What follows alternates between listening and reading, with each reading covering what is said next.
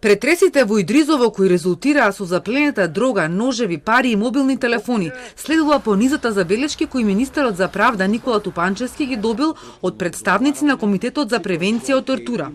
Освен за условите во затворите, јасно му кажале дека на одредени директори местото не име начело на затворите.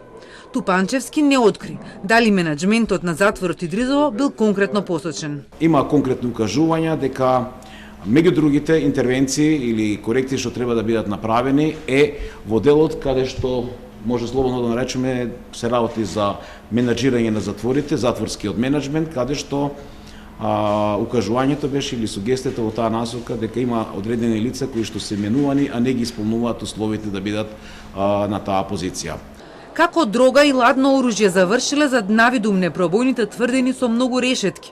Директорот на управата за извршување на санкции и министерот велат истрагата тоа ќе го покаже, а никој нема да биде поштеден од одговорност. Само по себе персе тоа подразбира одговорност, се разбира би требало да има градација на одговорноста, затоа што мене ако ме прашате повторно, значи не станува збор за некаква дисциплинска повреда или да се работи за некоја лесна форма на криминалитет.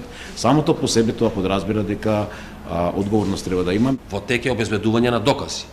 Доколку се утврди дека има основани индиции за сторено кривично дело, против сите ќе бидат процесуирани.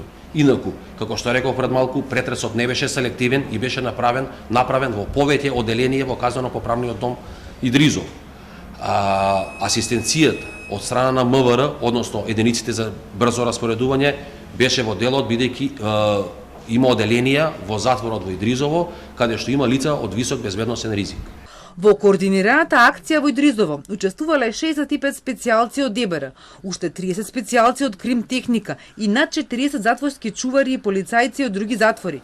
Претресите се вршени со налог од судија со конкретно име и презиме на осуденик, келија и затворско крило.